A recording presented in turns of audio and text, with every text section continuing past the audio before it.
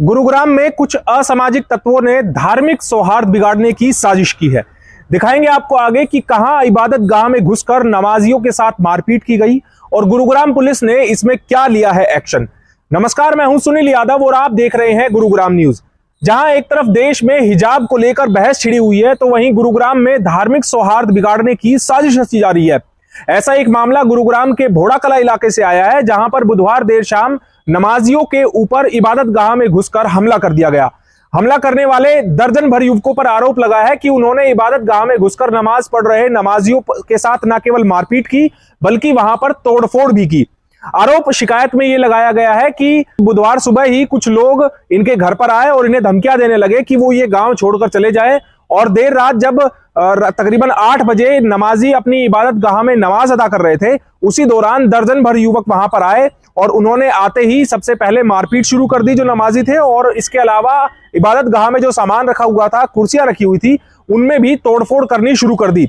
इस घटना की जानकारी तुरंत गुरुग्राम पुलिस को दी गई, जिसके बाद गुरुग्राम पुलिस की टीम मौके पर पहुंची, पूरे मामले की छानबीन की और शिकायत के आधार पर अज्ञात के खिलाफ गुरुग्राम पुलिस ने संगीन धाराओं के तहत केस जरूर दर्ज कर लिया है, लेकिन अभी तक किसी की गिरफ्तारी नहीं हो पाई है। आपको जरा सुनवाते हैं जो शिकायतकर्ता नमाजी हैं, उनका क्या आरोप है, कौन लोग थे जो उनके घर पर आए और अटैक करने लगे। आरोप यह भी लगाया गया है कि जो घर की महिलाएं थी उनके ऊपर भी अटैक किया गया है। रात को मैं ईशा की नमाज पढ़ा रहा था। उस समय हम 4 लोग मौजूद थे, जिनमें से 2 बुजुर्ग थे और एक जवान थे, ये है मेरे साथ। तो जैसे हमने नमाज अदा की, उसके बाद बाकी बची हुई नमाज हम अलग अलग पढ़ रहे थे। तो उस समय कुछ लोगों की आवाज़ आती है बाहर से कि यहाँ से बाहर निकलो, नमाज हो चुकी है। और ऐसे डंडे मारते हुए गेट को और खिड़कियों को अंदर आए हैं। उसके बाद इन भाई को उन्होंने पकड़ के धक्का मारा है। हमारे जो 2 बुजुर्ग थे उनको भी धक्का मारा है। धक्का मारने के बाद उनकी दाढ़ियाँ पकड़ी हैं और उनकी कुर्सी मारी है और मुझे भी बाहर भगा दिया गया है। तो इन लोगों को उन्होंने दबोच लिया। मैं कैसे ही जान बचा के बाहर आया ताकि मैं लोगों को बता सकूं, अपने घर वालों को, कि ऐसे ऐसे दंगा हो चुका है। तो मैं आता हूँ, मैं जैसे ही घर वालों को बताता हूँ कि ऐसे ऐसे बात हो चुकी है, तो वो सब भाग के आते हैं और मामले को देखते हैं। तो जब यहाँ के सारे लोग जाते हैं, तो वो हमारी एक बुजुर्ग ताई से लाठी खोसते हैं और कोशिश करते हैं कि हम पर दोबारा से हमला करें, ताकि वो बीच बचाव करके कैसे ना कैसे भाग जाएं। लेकिन जब हम लोगों ने उन पर थोड़ा दबाव डाला और उनको पकड़ने की कोशिश की, तो उस समय वो हमसे छुटवाकर अपने आप को और भाग जाते हैं। भागते वक्त उनमें से एक का फोन नीचे गिर जाता है, जो हमने बरामद कर लिया है और एसीपी मानेसर को थमा दिया है। पुलिस का कब आई इस टाइम में? पुलिस जी हमारी जब हमने उनके पास कॉल किया, पहले तो उन्होंने कॉल उठाया नहीं। 10-15 मिनट उन्होंने कोई कॉल उठाया नहीं। फिर जैसे ही कॉल उठाते हैं, कॉल उठाने के 5-6 मिनट पश्चात आ जाते हैं वो यहाँ पे। आने के बाद वो सबसे पहले पूछते हैं कि कौन कौन लोग मौजूद थे यहाँ पे। तो जो हम 4 लोग मौजूद थे उनको साथ ले जाते हैं और मस्जिद देखते हैं, तो मस्जिद पे ताला लगा हुआ था। ये बात हमें भी नहीं पता था कि मस्जिद पे ताला लगा है। ताला किसने लगाया? ताला ये वही लोग दंगाई आके ही लगा के गए। क्योंकि जब वो सुबह एक बार आए थे तो वो कह के गए थे कि शाम तक हम मस्जिद को ताला लगा देंगे, और उन्होंने वही कार्य कर दिया है। जबकि उस समय गांव के 4 सरपंच मौजूद थे, उनके आगे ये बात कही गई, लेकिन उन्होंने इस चीज पर कोई ध्यान नहीं दिया और ये काम हो चुका है शाम तक। तो पुलिस आती है, पुलिस आने के बाद उस ताले को तोड़वाती है और अंदर घुसती है, तो उसमें देखता है कि चप्पल ऐसे ही हम लोगों की बिगड़ी हुई है, क्योंकि हमें वहां से भगा दिया गया। और फिर जब वो अंदर दाखिल होते हैं तो लाइटें सब बंद है। उन्होंने लाइटें इसलिए बंद की ताकि उनके चेहरे हमें ना दिखे, कि हम उनका कोई प्रूफ ले सकें। लाइट बंद की, हमने लाइट चसाई तो वहां पे साफ दिखता है कि 2 कुर्सियां थी वहां पे, जिन पे हमारे बुजुर्ग नमाज पढ़ रहे थे, और दोनों कुर्सियां टूटी हुई थी। कितने घर है आपके यहाँ पे? हमारे यहाँ पे 4 से 5 घर है सिर्फ। भोड़ा कला में हुई धार्मिक सौहार्द बिगाड़ने की इस साजिश के बाद व्यापारी भी एकजुट हो गए और व्यापारियों ने इकट्ठे होकर पुलिस थाने जाकर पुलिस से रिक्वेस्ट की है कि ऐसे असामाजिक तत्वों की जल्द से जल्द पहचान की जाए और भोड़ा कला में जो आपसी भाईचारा बना हुआ है उसको बनाए रखा जाना चाहिए। कोई साजिश कर रहा है कि इस भाईचारे को खत्म किया जाए और आपस में मतभेद पैदा किए जाए। इसीलिए आज व्यापारी बड़ी संख्या में इकट्ठे होकर पुलिस थाने पहुंचे और वहां पर पुलिस से डिमांड की है कि आरोपियों को जल्द से जल्द गिरफ्तार किया जाए।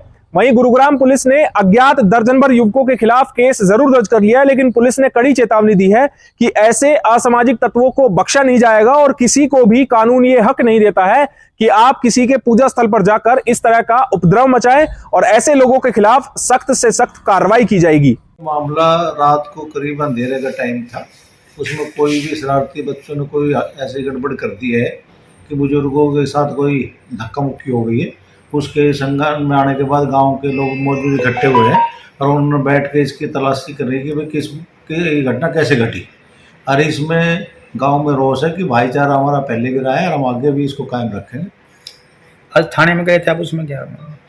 थाने में इसीलिए गए थे कि भाई जिन्होंने गड़बड़ करी है उनकी पहचान करें और भाई जो कोई वैसे आदमियों को किसी को तंग ना करे।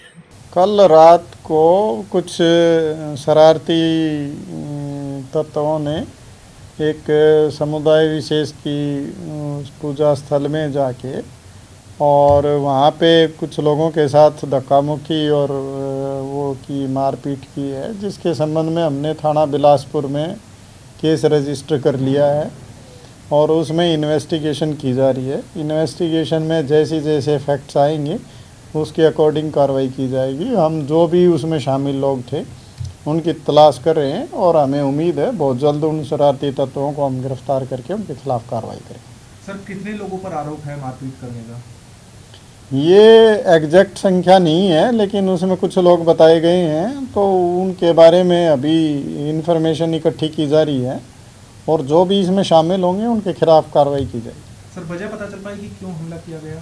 अभी ये इन्वेस्टिगेशन शुरुआती दौर में है और उसमें सारी चीज़ें जब इन आदमियों के बारे में इनसे पूछताछ हो जाएगी जब भी सारे फैक्ट्स पता चलेंगे कि क्या असल वजह क्या रही है। फिर भी जो भी वजह रही है, किसी भी आदमी को कानून हाथ में लेने की इजाज़त नहीं दी जा सकती और कोई भी अगर कानून को हाथ में लेने की कोशिश करेगा तो उसके खिलाफ कानूनी कार्रवाई जरूर होगी। इबादत गाह में घुसकर नमाजियों पर हमला करने वाले इन उपद्रवियों की पहचान तो नहीं हो पाई है, लेकिन गुरुग्राम पुलिस कोशिश कर रही है कि जल्द से जल्द इन आरोपियों को पकड़ा जाए और इन्हें सलाखों के पीछे भेजा जाए। लेकिन सवाल यह है कि आखिरकार इन्होंने इबादत गाह में हमला क्यों किया और क्यों नमाजियों पर अटैक किया। इनकी गिरफ्तारी के बाद ही ये वजह साफ हो पाएगी। इस खबर के बारे में आप हमें अपनी राय कमेंट करके जरूर दीजिएगा। साथ ही साथ आप इस खबर को जरूर शेयर कीजिएगा ताकि सभी लोगों तक सही जानकारी सही समय पर पहुंच पाए। नमस्कार।